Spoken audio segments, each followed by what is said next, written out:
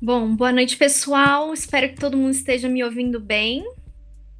Só deixa eu esperar o retorno para confirmar. Só um minutinho.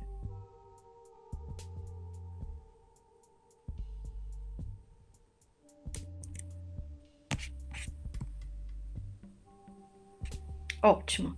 Então, confirmado que o microfone está ok.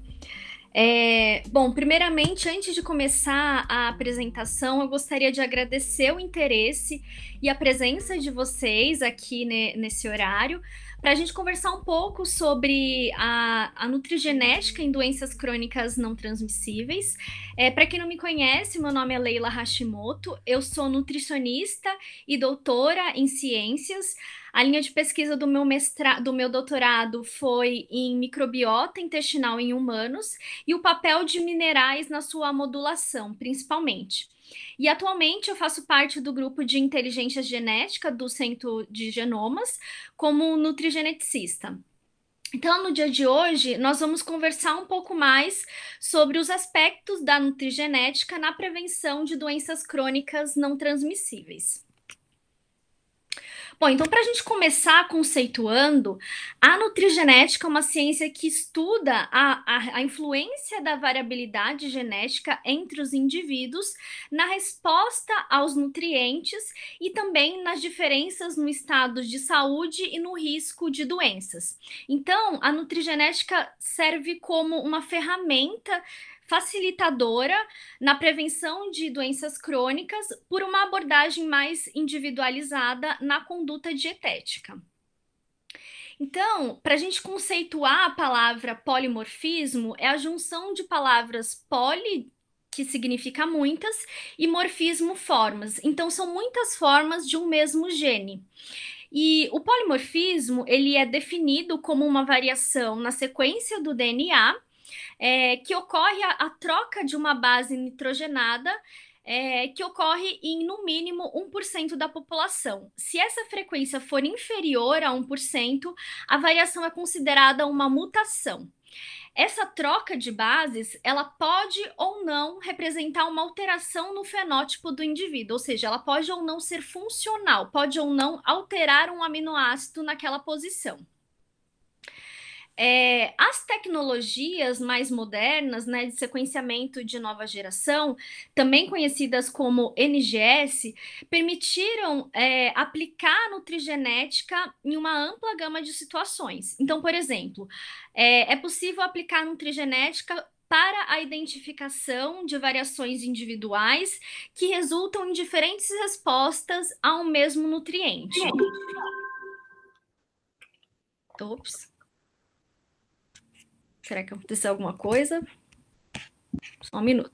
Não, tá tudo certo. Tá tudo certo. Bom, continuando. Então, a nutrigenética, ela pode, então, auxiliar no estabelecimento e direcionamento das condutas dietéticas para o nosso paciente no consultório.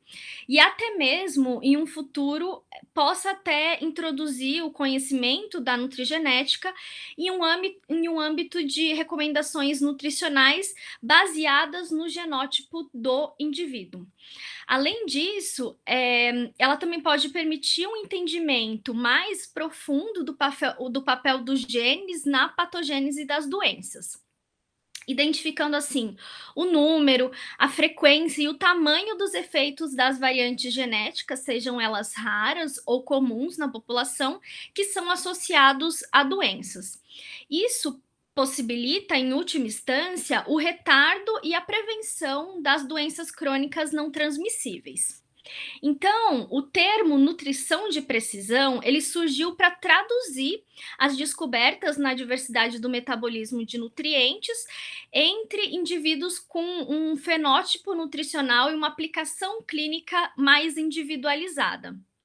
Então, os principais objetivos, né, de uma nutrição de precisão são oferecer uma terapia dietética individualizada a partir da integração desses conhecimentos. Então, conhecimento dos genes, do perfil metabólico do indivíduo, do perfil da microbiota dele e também a interação com os fatores ambientais, com o objetivo final de prevenir e tratar doenças crônicas. E isso não minimiza a importância de considerar uma boa anamnese no consultório, uma avaliação antropométrica, uma avaliação da ingestão alimentar e também dos hábitos e comportamentos alimentares do indivíduo. Ou seja, quanto mais fatores nós agregarmos nessa avaliação do indivíduo, mais chances de termos sucesso na dietoterapia do paciente, maior adesão também. Bom, então, entrando mais um pouco no tema da aula, nós focaremos em algumas doenças crônicas não transmissíveis que têm uma relevância maior na população, primeiramente, né? E as investigações, né, das novas formas de prevenção e tratamento do diabetes, elas são urgentes devido a esses dados que eu vou apresentar a vocês. Então, no levantamento feito pelo IDF, que é a Federação Internacional de Diabetes, em 2019, 8% da população entre 20 e 79 anos tem o diagnóstico de diabetes no Brasil. E acima de 65 anos, essa prevalência sobe para 19%. Então, com esses números, o Brasil ocupa o quinto lugar entre os países com maior número de indivíduos com diabetes. E aqui eu trago esses dados para a gente se atualizar em relação à situação do diabetes no Brasil, mas também pensar que a previsão para 2045 é de um aumento de 54,7% do número de casos, totalizando assim mais de 26 milhões de pessoas com essa doença. Do ponto de vista econômico, essa doença também tem gastos muito expressivos, porque em 2019 estimou-se um gasto médio relacionado com o diabetes de mais de 3 mil dólares, e com o dólar atual de 5,55 em média, o gasto foi de mais de 17 mil reais por pessoa por ano. Então, no total, o Brasil gasta cerca de 290 bilhões de reais com os gastos voltados ao diabetes tipo 2, principalmente. E isso reforça ainda mais a importância, né, de detectar riscos genéticos para essa doença, permitindo assim um atraso na prevenção, um atraso ou prevenção do diabetes tipo 2 através dessas intervenções mais efetivas no estilo de vida do paciente, reduzindo assim no final o custo em saúde. Então, como que nós, profissionais da saúde, podemos fazer para tratar e prevenir, né, esses casos? Então, nós sabemos que o diabetes é uma doença multifatorial e, por isso, ela requer abordagens diversificadas que são compatíveis com a complexidade dessa doença. Então, entre os principais fatores de risco, nós temos que o padrão alimentar, principalmente composto por uma dieta mais ocidentalizada, com produtos com alto teor de carboidratos simples e lipídios saturados, podem contribuir, né, para a patogênese, para o desenvolvimento do diabetes. Além disso, um perfil mais sedentário que contribui para o excesso de peso, a presença de condições metabólicas alteradas, como a dislipidemia, a hipertensão arterial, também influenciam na patogênese e nas complicações do diabetes. As evidências mais recentes indicam também que a microbiota alterada, ou seja, a disbiose, pode contribuir para o desenvolvimento do diabetes. E aqui, mais focado na nossa aula, a presença de variantes genéticas contribuem para a explicação de 30 a 70% do fenótipo desse indivíduo em relação ao diabetes. Então, o diabetes é caracterizado por uma hiperglicemia crônica, que é causada por disfunções em diferentes órgãos. Então, as alterações centrais ocorrem no pâncreas, com a redução na secreção da insulina e no aumento da secreção de glucagon, que levam então a uma disfunção na produção de neurotransmissores que são responsáveis pelo controle da ingestão alimentar, como o GLP-1. Além disso, também é observada uma normalidade na ação da insulina em estimular a captação de glicose pelo músculo e pelo tecido adiposo, e também é uma normalidade em inibir a produção hepática de glicose e também inibir a lipólise. Além disso, também é importante considerar os fatores inflamatórios que ocorrem no diabetes, como a inflamação crônica de baixo grau e também o estresse oxidativo. Eles dois têm um papel fundamental na resistência à ação da insulina e no desenvolvimento do diabetes. É importante nós termos bem esclarecidos os mecanismos que ocorrem a inflamação e a resistência à insulina, para entender onde os polimorfismos podem influenciar nessa cascata inflamatória, por exemplo. Então, na condição de excesso de peso, que é bastante comum em pacientes com diabetes tipo 2, o tecido adiposo é capaz de secretar diversas adipocinas de caráter pró-inflamatório. Uma delas, que é importante citar, é o TNF-alfa, que induz, né, a fosforilação do receptor de insulina, chamado IRS1, reduzindo então a interação com o próprio receptor de insulina e bloqueia toda essa cascata de sinalização para esse hormônio. Consequentemente, ele bloqueia a translocação do transportador de glicose, o GLUT4, para a membrana. Então, a inflamação, ela retroalimenta esse mecanismo de resistência à insulina e resulta, então, numa hiperinsulinemia, que é compensatória, e a intolerância à glicose. Portanto, num indivíduo obeso, que tem o maior número, o maior volume dos adipócitos, somado à infiltração dos macrófagos que existe nesse tecido, há uma liberação, então, mais aumentada dessas citocinas inflamatórias, que provocam, então, uma alteração nas funções de captação de glicose pelo músculo, um aumento da gliconeogênese e glicogenólise, resultando, assim, numa resistência à ação da insulina. O diabetes tipo 2, ele tem uma natureza poligênica, ou seja, diversos genes podem influenciar no desenvolvimento dessa doença. E atualmente são conhecidos mais de 100 genes que impactam no risco do diabetes, sendo que a maioria deles foi descoberta pelos estudos chamados GWAS, que são os estudos de associação genômica. Nesses GWAS, são testadas várias variantes genéticas, sejam raras, sejam comuns, em grandes coortes de indivíduos, sejam caso e controle, para uma associação com o risco de desenvolvimento do diabetes. E como nós podemos observar nesse diagrama de Venn, são diferentes blocos de genes, né, envolvidos em mecanismos específicos que podem induzir a um maior risco de desenvolvimento dessa doença. Então, tem um bloco relacionado mais com a insulina de jejum, como o PPAR e o IRS1, até o FTO também. Também um grupo relacionado com o processamento da proinsulina de jejum. Aqui eu destaco o gene TCF7L2, que é um gene num transportador, num fator de transcrição, que a gente vai comentar mais para frente. A glicemia de jejum, que é influenciada também por todos esses outros blocos de genes, e a hemoglobina glicada. Então, essas variantes isoladas conferem riscos pequenos de desenvolver o diabetes, mas quando acontece uma análise combinada de todos esses genes,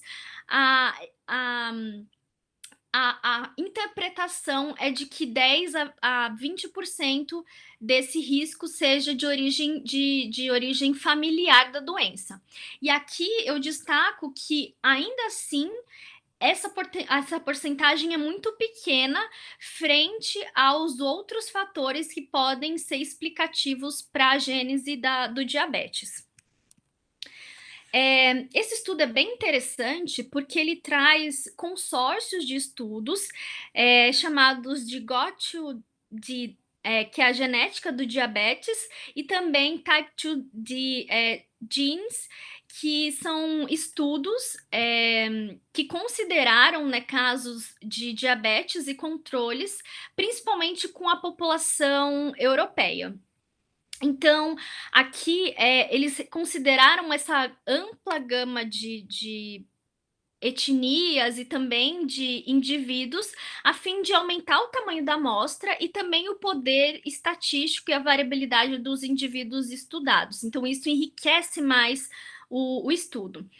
Entre os polimorfismos identificados, 2 eram bastante comuns nessa população, que foi o TCF7L2, que é de um fator de transcrição, e o gene relacionado com a adenilato ciclase 5.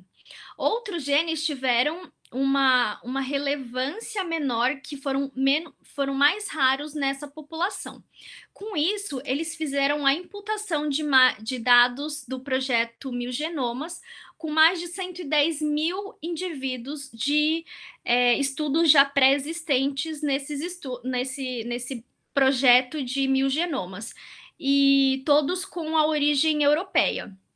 Então, nesse segundo gráfico, nós observamos diversos outros genes que podem estar, então, relacionados com a arquitetura do diabetes, como o IRS1, que é do receptor de insulina, FTO e até outros mais raros na população. Então, nesse estudo foi possível observar o tamanho do efeito desses genes no desenvolvimento do diabetes, e foi estimado, então, quais genes contribuíam mais para a explicação dessa doença. E eles foram os considerados foram TCF7L2, IRS1 e SLC30A8, que a gente vai estudar mais para frente. Então, nós sabemos que as variantes de baixa frequência e raras contribuem muito menos para a hereditabilidade do diabetes tipo 2. E aqui eu vou dar enfoque em algum dos genes citados anteriormente. Então, o TCF7L2 é um gene relacionado a um fator de transcrição 7. Foi um dos primeiros genes mais estudados associados ao diabetes tipo 2. Esse gene, ele codifica um fator de transcrição 7 que atua nessa via de sinalização chamada WNT. Essa via, ela regula diversos processos durante o desenvolvimento embrionário, mas também ela está associada na regeneração dos tecidos quando adultos. Então, uma alteração nessa via, ela tem sido muito relacionada com o desenvolvimento de doenças em humanos. O principal efetor, o principal ativador dessa via é uma proteína chamada beta-catenina, que ela se encontra no citoplasma e ela é deslocada para o núcleo, onde ela se acopla a esse gene, produzindo assim genes relacionados com o funcionamento das células beta-pancreáticas, também relacionados com a secreção de insulina, produção do GLP-1, gliconeogênese, adipogênese e outras funções também. Então, quando tem uma disfunção nessa via do WNT, essa proteína, esse TCF7L2, funciona como um repressor da transcrição dos genes alvo. Aqui esse é um dos genes que nós estudamos no nosso painel de diabetes, e eu trouxe aqui um laudo de um paciente real mesmo, para exemplificar como nós trabalhamos na prática com esse polimorfismo. Então, aqui na primeira coluna, nós observamos o nome do gene em questão e o seu RS, ou seja, o seu código de identificação desse polimorfismo. Em seguida, os alelos de risco para esse gene na terceira coluna. Nesse caso, o paciente apresentava a presença de um genótipo heterozigoto, ou seja, CT, o que indica um risco aumentado para alterações na resposta do metabolismo relacionado a esse gene. A presença, então, de um SNP em TCF7L2, trocando uma citocina por uma timina, aumenta a predisposição genética à hiperglicemia, à hipercolesterolemia e à hipertrigliceridemia, aumentando assim o risco cardiovascular, como nós observamos nesse estudo aqui. Então, esse estudo é o PREDIMED, é um estudo espanhol, caso controle, com uma coorte de mais de 7 mil indivíduos com risco cardiovascular. E essa coorte foi avaliada quanto aos efeitos de uma dieta mediterrânea. Então, os pesquisadores observaram que quando os indivíduos tinham uma baixa adesão a essa dieta, os indivíduos que eram carreadores, né, do alelo T, do alelo polimórfico, apresentavam maior risco de desenvolver o diabetes tipo 2. Então, maior glicemia de jejum, maior concentração de lipídios plasmáticos, e por outro lado, quando os indivíduos apresentavam uma maior adesão a essa dieta, a dieta mediterrânea, esses efeitos eram neutralizados, mesmo o indivíduo carreando um alelo T.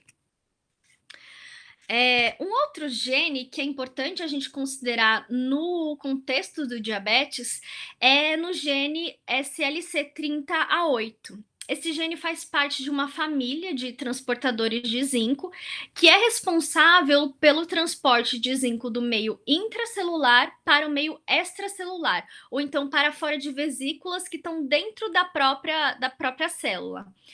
Em humanos, existem mais de 10 transportadores de zinco, e sendo que o ZNT8 é um transportador de zinco específico dos grânulos secretores das células beta pancreáticas, como mostra aqui essa figura. Então, após a sua síntese, a proinsulina ela é armazenada nesses grânulos, onde ocorre a sua clivagem, a sua maturação na presença do zinco, formando assim uma insulina madura. Esse complexo ele é formado por 6 moléculas de insulina com mais 2 íons de zinco. Portanto, o zinco desempenha um papel crucial na liberação e na homeostase da concentração de insulina no organismo. E a importância então, desse polimorfismo se dá pela troca, né, de um aminoácido triptofano e arginina, alterando assim a conformação do transportador de zinco. E isso reduz a liberação de zinco e também reduz a função da célula beta, aumentando assim 14% o risco de diabetes por cada alelo C presente no genótipo. Aqui, nesse estudo prospectivo, acompanhou 26 mil pessoas por mais de 19 anos, residentes no sul da Suécia, e que não tinham um histórico de doenças cardiometabólicas. E aqui eles fizeram uma associação do risco de desenvolvimento de diabetes nessa população e o consumo suplementar ou alimentar de zinco. Então, nessa população foi observada uma incidência de diabetes tipo 2 de mais de 3.600 casos, Também foi observado que o consumo médio de zinco estava adequado, né, 11,4 miligramas, em média, né, por dia, e naqueles indivíduos que recebiam o zinco por meio de suplementos, a ingestão foi de 22,4 miligramas por dia. O que os autores observaram, né? Eles observaram que o uso de suplemento de zinco foi associado a um menor risco de diabetes tipo 2.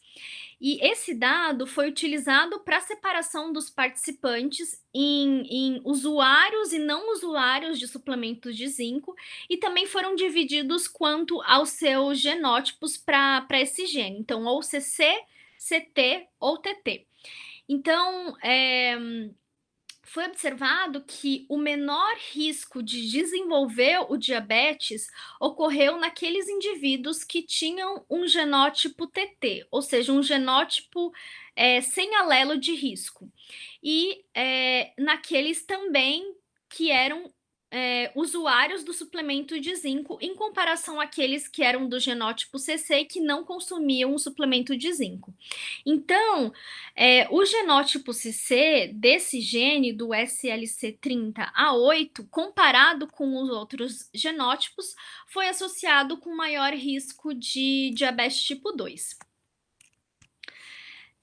Aqui nesse estudo, aqui nós também podemos observar, quando nós vemos o laudo do paciente, que o genótipo CC ele está relacionado com um maior risco de redução da secreção da insulina. Então, para esse SNP, é importante considerar também o estado nutricional relativo ao zinco, uma vez que a deficiência, né, desse mineral pode prejudicar ainda mais a secreção de insulina. E agora, dando um enfoque maior nas doenças cardiovasculares, nós precisamos nos atentar, né, a esse grupo de doenças, porque no Brasil, as doenças cardiovasculares, assim como em outros países do mundo, elas representam a principal causa de morte por doença. Então, nesse dado de 2018 do DataSUS, foram mais de 1 milhão e 1.065 mortes por doenças, sendo que 30,7% delas era por conta de doenças cardiovasculares.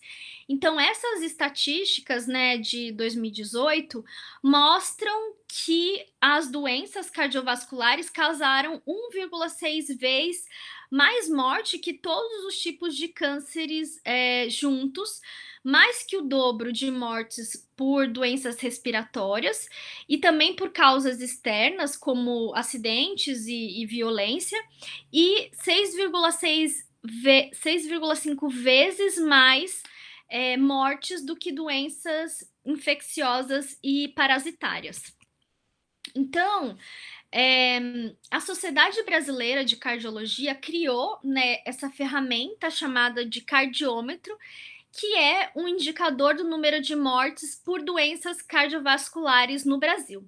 Então, as estatísticas indicam que ocorrem mais de 1.000 mortes por dia por conta das doenças cardiovasculares, são cerca de 43 por hora, o que corresponde a uma morte a cada 1 minuto e meio. E aqui, esse ano, esse cardiômetro é em tempo real, então esse ano já morreram mais de 126 mil pessoas por conta dessa causa. E essas informações, elas reforçam ainda mais as ações devem ser voltadas para prevenção e tratamento dessas doenças, né? Então, vários fatores de risco foram identificados para o desenvolvimento das doenças cardiovasculares, sendo a maior parte deles fatores de riscos modificáveis, ou seja, eles são passíveis da nossa intervenção. Então, entre eles estão a hipertensão arterial, diabetes mellitus, o sedentarismo, a obesidade, o estresse metabólico e emocional, o tabagismo, a presença de dislipidemias e fatores genéticos que nós vamos focar mais nessa apresentação. Então, vários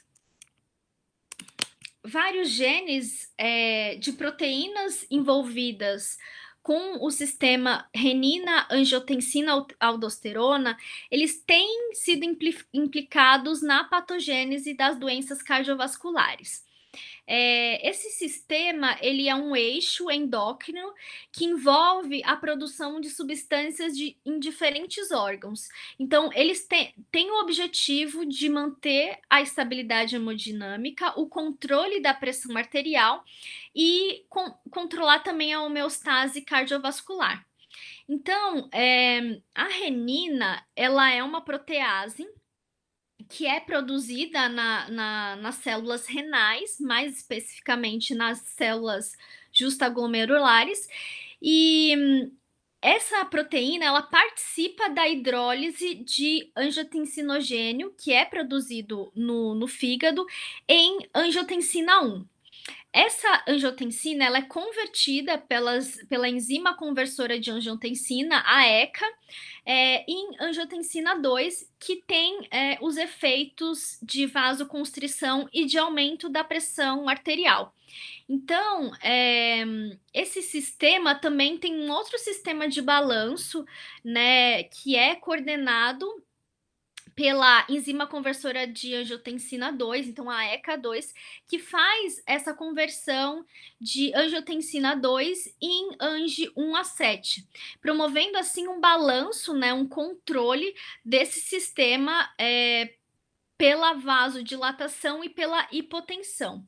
Então, o estudo desses genes é extremamente complexo, porque são múltiplos genes que individualmente podem ter pouca influência no fenótipo final, mas que podem ter em associação um efeito significativo para o desenvolvimento das doenças cardiovasculares. Então, os portadores, por exemplo, de polimorfismos nos genes da ECA, eles podem então ter um risco maior de aumento da pressão arterial e também um risco maior para as doenças cardiovasculares. Esse estudo ele avaliou os efeitos da dieta, seja ela de baixo ou de alto teor de gordura, em 46 gêmeos saudáveis por 6 semanas. A dieta low fat, ela continha 30% das gorduras do valor calórico total, e a dieta high fat continha 45% das gorduras das calorias totais. Então, o que foi observado é que somente após receber uma dieta high fat, houve um aumento da expressão gênica e um aumento da ECA no soro em 15%. E além disso, os autores observaram uma associação entre a concentração de ECA no soro e o IMC dos indivíduos, a pressão arterial e a concentração de LDL, assim como observaram uma associação negativa com a concentração de HDL nessa população. Além disso, os autores observaram que as concentrações séricas de ECA elas diferiram significantemente dependendo do genótipo para essa enzima. Então, os indivíduos que tinham um genótipo GG, eles tinham maiores concentrações de ECA em comparação ao genótipo saudável, ou ao genótipo selvagem, sendo responsável por cerca de 60% da variação das concentrações séricas de ECA. Além disso, em relação aos demais marcadores, o genótipo GG ele apresentou maiores pressões sistólicas e diastólicas e menor concentração de HDL nessa população. Então, no laudo de nutrigenética que nós fornecemos para a ECA, O genótipo GG ele indica um risco aumentado da atividade da ECA, favorecendo assim a hipertensão arterial. Então, nesse caso, também é importante ressaltar as alternativas para minimizar, né, os riscos cardiovasculares desse paciente, como nós observamos no estudo anterior dos gêmeos. Então, a redução do consumo de gordura, em especial a gordura saturada, também pode beneficiar os pacientes que são portadores desse alelo G, mais especialmente os portadores do alelo GG.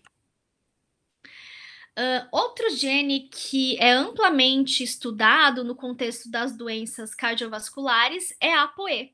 Então, a ApoE é uma apolipoproteína presente na estrutura de quilomicrons e de lipoproteínas. Ela possui três tipos de alelos, o E2, E3 e E4, que se diferem nas suas propriedades tanto estruturais quanto funcionais e patológicas. Então, aqui nós podemos observar a estrutura tridimensional da ApoE e da ApoE4, onde podemos ver também a diferença na posição dessa alça lateral onde se onde se ligam os lipídios. E isso faz toda a diferença para a sua capacidade de ligação e transporte dos lipídios. Então, além disso, a troca, né, desse aminoácido de cisteína por uma arginina promove uma afinidade 50 a 100 vezes maior, mais forte, né, na isoforma E4. Mais especificamente para as lipoproteínas grandes, como o LDL, em comparação ao genótipo E2, por exemplo. Então, essa troca de aminoácidos, ela aumenta o risco cardiovascular de 40 a 50% em relação a um genótipo E3, E3, por exemplo. Isso devido às maiores concentrações de LDL e triglicérides no plasma. Então, o papel, né, descrito para a ApoE, ele foi caracterizado como um regulador do metabolismo lipídico. Então, ele pode regular a secreção de lipoproteínas hepáticas, pode participar do metabolismo dessas lipoproteínas na circulação, ou então atuar como ligante de alta afinidade, né, para a captação dessas lipoproteínas pelas células. Então, a ApoE4 ela se liga preferencialmente a lipoproteína de menor densidade, ou seja, VLDL e LDL, enquanto que a ApoE3 e a ApoE2 elas preferem lipoproteínas de alta densidade, como os HDL. Isso possivelmente pela diferença, né, na conformação da cadeia lateral, como eu mostrei no slide anterior. Bom, além disso, a ApoE ela demonstrou exercer outras funções independente do metabolismo de lipídios. O seu genótipo também pode ter um impacto na resposta inflamatória e na capacidade antioxidante do indivíduo. Então, por exemplo, no cérebro, que é um local que é muito estudado, né, o papel da ApoE, foi demonstrado que essa proteína ela protege a proteína tau de fosforilação, ela pode influenciar, né, o metabolismo da beta-amiloide e participa no reparo neuronal.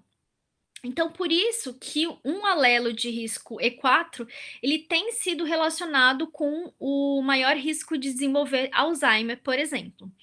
Em relação às doenças cardiovasculares, a ApoE está presente em uma grande quantidade no local de lesão das placas ateroscleróticas e também pode influenciar nesse processo influenciando a agregação plaquetária, a produção de óxido nítrico e a expressão, né, de moléculas de adesão pelas células endoteliais. Então, esse estudo aqui é bem interessante porque ele foi desenvolvido na população de Copenhague e ele mostra a diferença no perfil lipídico entre os genótipos. Então, aqui nós observamos as maiores concentrações de colesterol total e LDL foram observadas naqueles indivíduos com o genótipo E4, em comparação àqueles com o genótipo E2, por exemplo. Além disso, esses indivíduos carreadores do E4 apresentaram umas maiores concentrações de triglicérides e de HDL. Nesse outro estudo, nós também observamos que o genótipo E4 apresentou um maior risco para a doença coronariana em comparação aqui ao genótipo E2, por exemplo. Quando nós pensamos no contexto, né, de prevenção de doenças crônicas não transmissíveis, também é preciso considerar o papel da inflamação na sua fisiopatogênese. Então, a inflamação, se sabe que ela é um background para diversas doenças, como câncer, doenças cardiovasculares, doenças inflamatórias crônicas, como a doença inflamatória intestinal e a pancreatite, e é um fenômeno complexo que envolve diversas vias, sejam diretas ou indiretas, diversos tipos celulares e também diversos genes. Então, o genótipo pode influenciar, né, na produção dos mediadores inflamatórios, como são as citocinas. E isso pode nos dar informações valiosas, né, de como que a resposta do organismo ela pode ser diferente frente ao mesmo estímulo. E também pode nos ajudar a elaborar, né, uma estratégia modulando a inflamação nessas doenças. Então, aqui eu vou focar mais no TNF-alfa, que é o fator de necrose tumoral. Ele é uma citocina pró-inflamatória que é envolvida em diversos processos, tanto fisiológicos quanto patológicos. E essa citocina pró-inflamatória, ela é produzida pelas células, principalmente macrófagos, né, e monócitos, mas também pode ser produzida por linfócitos T, adipócitos e as células epiteliais. Esse gene, ele está localizado numa região bastante polimórfica, ou seja, tem outros genes envolvidos na resposta imunológica. Os genes mais estudados estão na região promotora e eles podem então afetar a transcrição e a secreção aumentada de TNF-alfa.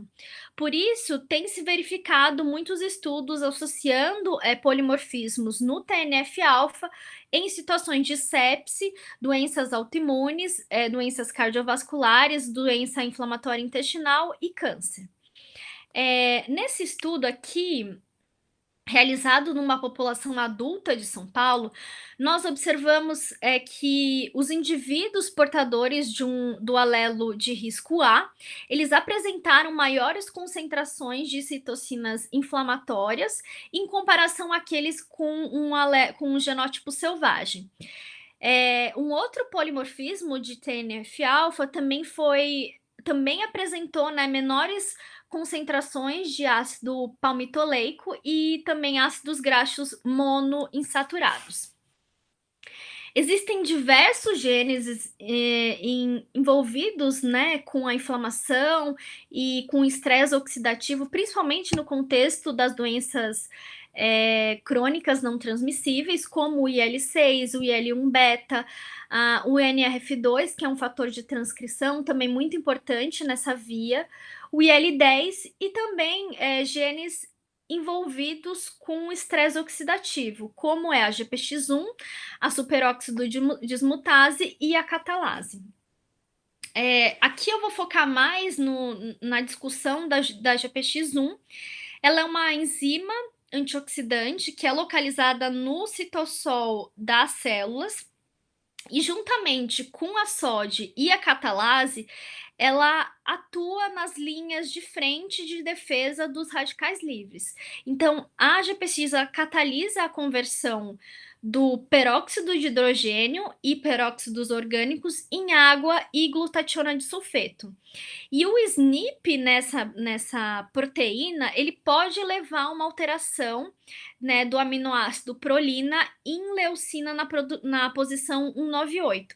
E isso pode conferir uma alteração na estrutura e na atividade dessa enzima. Então, os indivíduos que têm um alelo variante, LEU, né, eles podem ter uma atividade reduzida dessa enzima e, portanto, eles podem comprometer, né, o sistema antioxidante em relação ao tipo selvagem, ao tipo que não tem esse polimorfismo, por exemplo.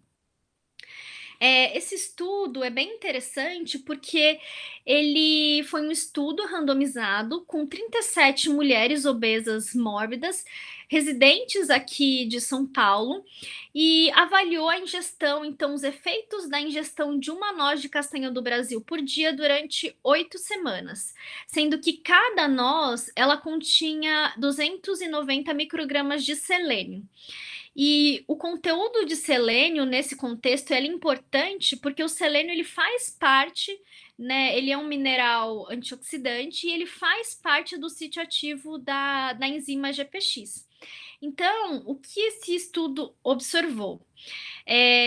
Que os autores observaram que a castanha do Brasil ela pode melhorar eficientemente o status de selênio dessa população e a atividade da GPX, independente do genótipo relacionado ao polimorfismo PRO198-LEU. No entanto, esses indivíduos que eram portadores de um ou dois alelos variantes, eles pareciam ter uma resposta diferente em relação à suplementação. E isso nos leva a pensar, então, em abordagens diferentes quando a gente pensa em uma suplementação de selênio, por exemplo, porque ela poderia estar baseada no genótipo do indivíduo. Além disso, os autores observaram um maior dano ao DNA em indivíduos que eram polimórficos, então leu-leu, após a suplementação. Então, como considerações finais dessa minha apresentação, nós temos que as doenças crônicas não transmissíveis, elas têm uma natureza poligênica, ou seja, muitos genes podem influenciar no seu desenvolvimento, e que apenas a presença do polimorfismo, ela não consegue ser determinante para o desenvolvimento de uma doença crônica, sendo que os fatores ambientais, nesse contexto, eles têm um grande peso. É importante considerar também que o paciente, mesmo que ele não tenha que ele já tenha desenvolvido a doença, é possível identificar as vias metabólicas mais prejudicadas por meio desses testes genéticos, seja, né, pela identificação de uma atividade reduzida de uma enzima ou por uma afinidade menor a um transportador, e aí, a partir dessas informações, elaborar alternativas para melhorar a resposta do paciente frente a uma dieta. Além disso, essa área é uma área que está em constante, né, crescimento, em constante descoberta de novos genes e também da relação das vias metabólicas com essas doenças crônicas não transmissíveis. Bom, eu gostaria de agradecer a presença de vocês, a atenção, e aqui eu fico disponível para alguma pergunta, algum comentário que vocês tenham, tá bom? Obrigada.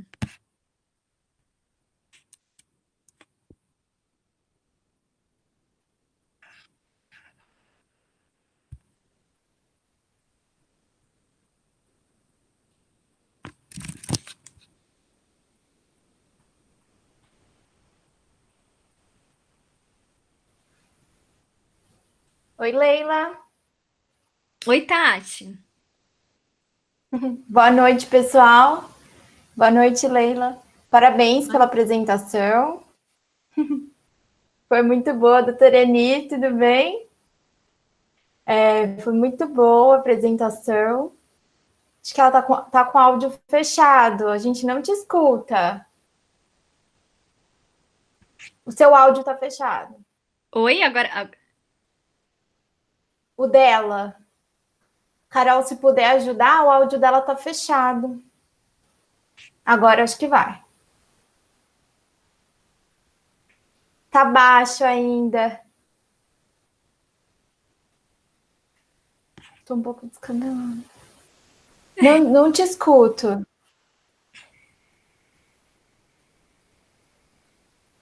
Não consigo escutar.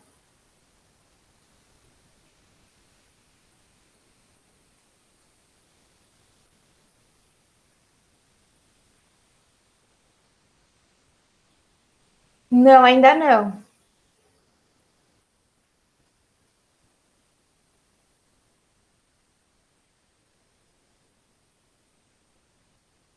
O áudio deve estar mais baixinho.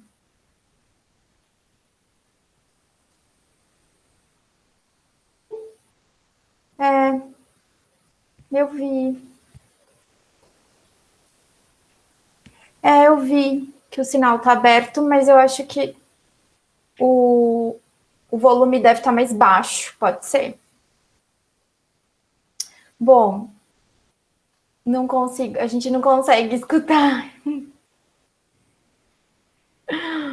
Ai, que pena. Doutora Eunice, se a senhora quiser escrever, a gente pode ler aqui nos comentários, porque a gente realmente não está Isso. conseguindo escutar seu áudio.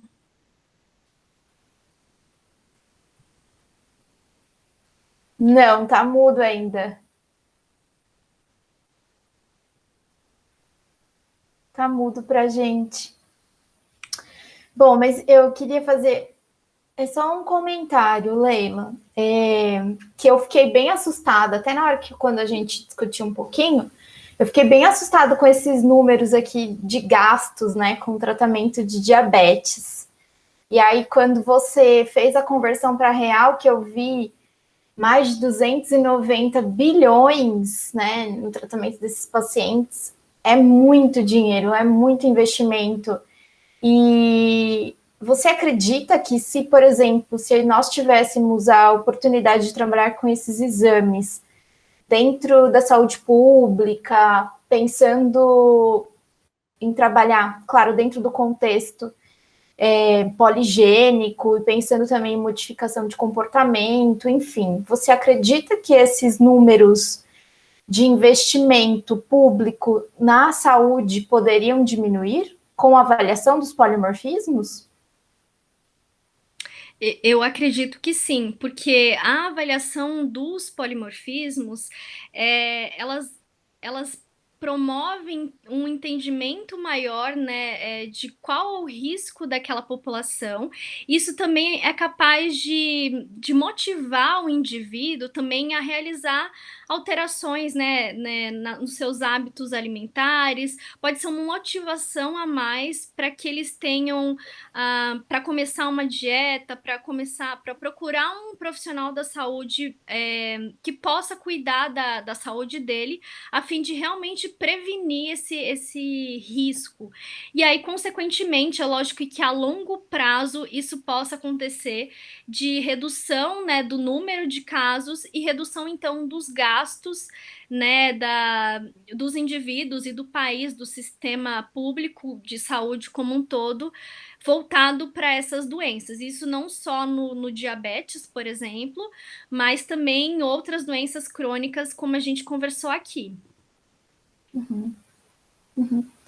Isso é muito importante, né? Porque a gente vê alguns estudos que mostram mesmo que saber da existência de um polimorfismo pode incentivar o paciente na mudança de perspectiva, na mudança de atitude. Então, isso é muito, muito importante.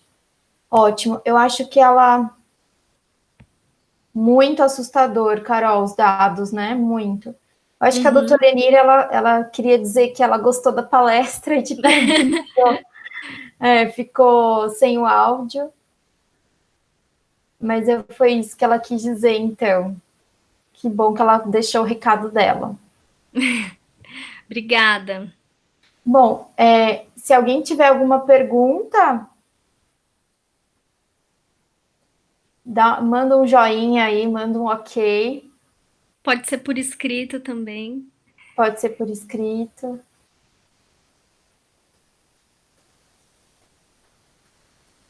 Eu já fiz algumas fotinhas, depois eu vou te marcar no Instagram. Já fez? Obrigada. Já vi. Ai. Bom, da minha parte, parabéns. Foi muito bom. E foi bem esclarecedora também. Que Tá bom, bom? obrigada. Bom, obrigada, pessoal. Eu acho que, então, se vocês também tiverem dúvidas, essa palestra ela vai ficar disponível, né, na plataforma do Centro de Genomas, lá no YouTube. E vocês têm o nosso contato, então, se vocês tiverem alguma dúvida, nós ficamos à disposição para vocês mandarem, podem mandar e-mail também, tá bom? Então, A tá Yasmin bom. te mandou um recadinho. A Yasmin mandou um recadinho. Obrigada, Yasmin. Obrigada. Obrigada. Perfeito, Então, gente. Então, boa noite, né? boa Para todos. noite. E até a próxima. Até a próxima.